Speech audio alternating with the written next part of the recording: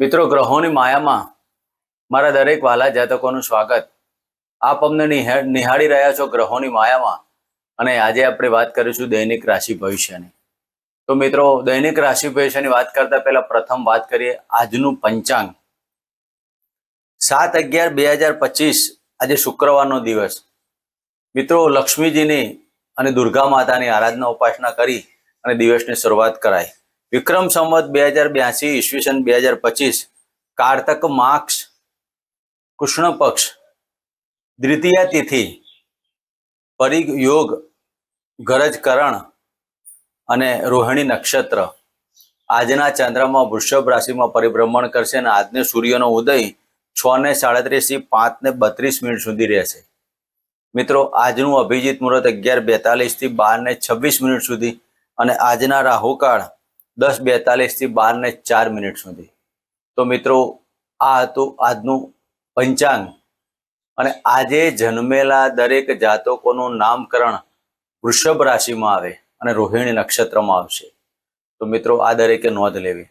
હવે આપણે વાત કરીશું આજનું ગ્રહ ગોચર.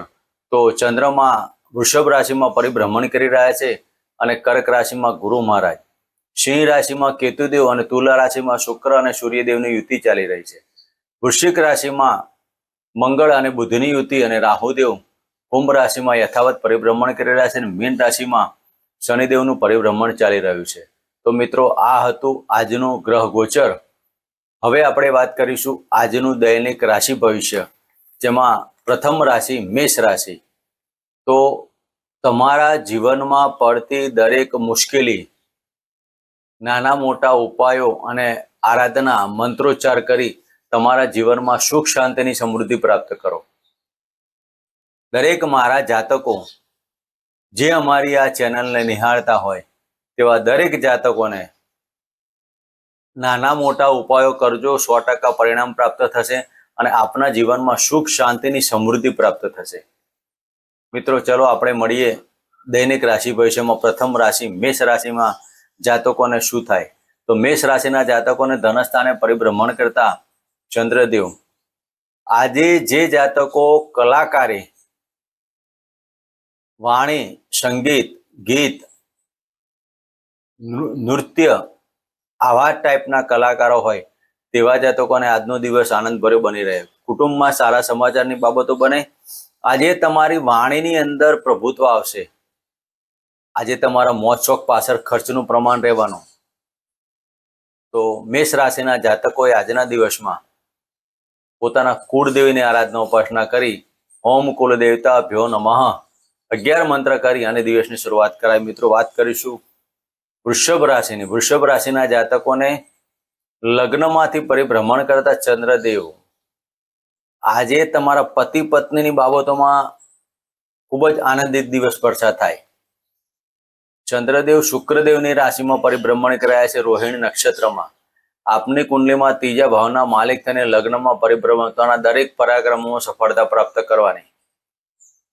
નાના ભાઈ બહેનો સાથે આજે તમારું સુમેળભર્યું વાતાવરણ બની રહે. આજે તમારે તાર કે ટેલિફોનથી કે મોબાઈલથી તમને કોઈક સારા સમાચાર મળે. આજના દિવસમાં નોકરી કરતા જાતકોએ દરેક શુભતા પ્રાપ્ત થાય. આજના દિવસમાં વૃષભ રાશિના જાતકોને ધંધાકીય બાબતોમાં સફળતા પ્રાપ્ત થવાની. તો મિત્રો, વૃષભ રાશિના જાતકોએ શિવજીના મંદિરે જઈ મધથી અભિષેક કરો અને મહામૃત્યુંજય મંત્રના જાપ કરો. મિત્રો, વાત કરીશું મિથુન રાશિની. મિથુન રાશિના જાતકોને 12મા સ્થાને પરિભ્રમણ કરતા શુક્રદેવ. મિથુન રાશિના જાતકોને શુક્રદેવની રાશિ 12મા સ્થાને પરિભ્રમણ કરતા ચંદ્રદેવ. 12મા સ્થાને શુક્રદેવની રાશિમાં ચંદ્રદેવનું પરિભ્રમણ. મિત્રો, આજે તમારા મોજ શોખની બાબતોમાં થોડી કાળજી લેવાની. વિજાતીય પાત્ર અને વિજાતીય વ્યક્તિઓ સાથે આજે મુલાકાતો થાય. તેમાં સ્ત્રી વર્ગથી આજે ખૂબ જ સાચવવું. સ્ત્રી વર્ગ પાછળ તમારો નાણાંનો વ્યય થાય. તમારા પોતાના શોખની વસ્તુઓ પાછળ નાણાંનો વ્યય થાય. આજનો દિવસ ખર્ચાળ તો સાબિત થવાનો, પણ એકંદરે ખાવા પીવાની બાબતોમાં ખૂબ જ કાળજી લેવો. કોઈ ખોટા વ્યસન કે ખોટી બાબતોમાં સંકળાઈ ના જાવ તેની કાળજી લેવાની. મિથુન રાશિના જાતકો આજના દિવસમાં તમારા પરિવારના સાથ સહકાર ન છૂટે તેની કાળજી લેવાની. તમારા પત્ની સાથેના વાદ વિવાદો પણ ટાળવાના. આજે તમે કોઈક પાત્ર સાથે મુલાકાત થાય અને તમારું મન ત્યાં વિચલિત બને તેવું ન થાય તેના માટે તમારે આજે ઓમ નમઃ ભગવતે વાસુદેવાય એના મંત્ર કરો, સાથે કુળદેવીના મંત્ર કરો. મિત્રો, વાત કરીશું કર્ક રાશિની. કર્ક રાશિના જાતકોને લાભસ્થાને પરિભ્રમણ કરતા ચંદ્રદેવ. કર્ક રાશિના જાતકોને આજે લોટરી અને શેર સટ્ટામાં અતિ વિશેષ લાભ થવાનો. સંતાનનું પ્લાનિંગ કરવા માંગતા જાતકોએ આજે સંતાનનું પ્લાનિંગ કરી શકાય. આકસ્મિક ધન લાભની બાબતો તો ખરી, સાથે સાથે આજે તમારા સ્નેહીજનો સાથે આજે મુલાકાતો થાય. મોટા ભાઈ બહેનો સાથે આજે સુમેળભર્યું વાતાવરણ મળે. તમારા ભાઈઓ તમને આજે કોઈ સાથ ને સહકાર આપી શકે. ભાઈઓ તરફથી મળતી કોઈ પણ નાણાકીય બાબત કે પ્રોપર્ટીની બાબતોમાં આજનો પ્રશ્ન સોલ્વ થાય. જે જાતકો ઇન્કમ સોર્સ વધારવા માંગતા હોય તેવા જાતકોએ આજના દિવસમાં પ્લાનિંગ કરી શકાય. ધંધાકીય લાભ, નોકરીમાં લાભ, દરેક બાબતોમાં સફળતા પ્રાપ્ત થાય. તો આજના દિવસમાં શિવજીના મંદિરે જઈ દહીં અને તુલસીના પાનથી અભિષેક કરી અને ઓમ નમઃ શિવાયના મંત્ર કરો. મિત્રો, વાત કરીશું સિંહ રાશિની. સિંહ રાશિના જાતકોને દસમ સ્થાને પરિભ્રમણ કરતા ચંદ્રદેવ. મિત્રો, સિંહ રાશિના જાતકોએ 12મા સ્થાનના માલિક થઈને જ્યારે દસમ સ્થાને પરિભ્રમણ કરતા હોય તો જે જાતકો વિદેશીય કાર્યો કરતા હોય, એક્સપોર્ટ ઇમ્પોર્ટના લગતા ધંધાઓ, રાજકીય ક્ષેત્રમાં બહાર જવું, જે જાતકો ઘણા સમયથી વિદેશ જવા માંગતા હોય તેવા જાતકોનો આ સમયગાળો અતિ વિશેષ સાબિત થાય. વિઝા કઢાવો, નવું પાસપોર્ટ કઢાવો, આવી બધી બાબતો હોય તો આજના કાર્યમાં તમારે કરી શકાય. તો સિંહ રાશિના જાતકોએ આજે ઓમ રીમ સૂર્ય નારાયણ નમઃ સાથે શિવજીની આરાધના અને શિવજીના મંદિરે જે દૂધ પાણીનો અભિષેક કરીને આજનો દિવસ પસાર કરો. મિત્રો, વાત કરીશું કન્યા રાશિની. કન્યા રાશિના જાતકોને ભાગ્યસ્થાને પરિભ્રમણ કરતા ચંદ્રદેવ.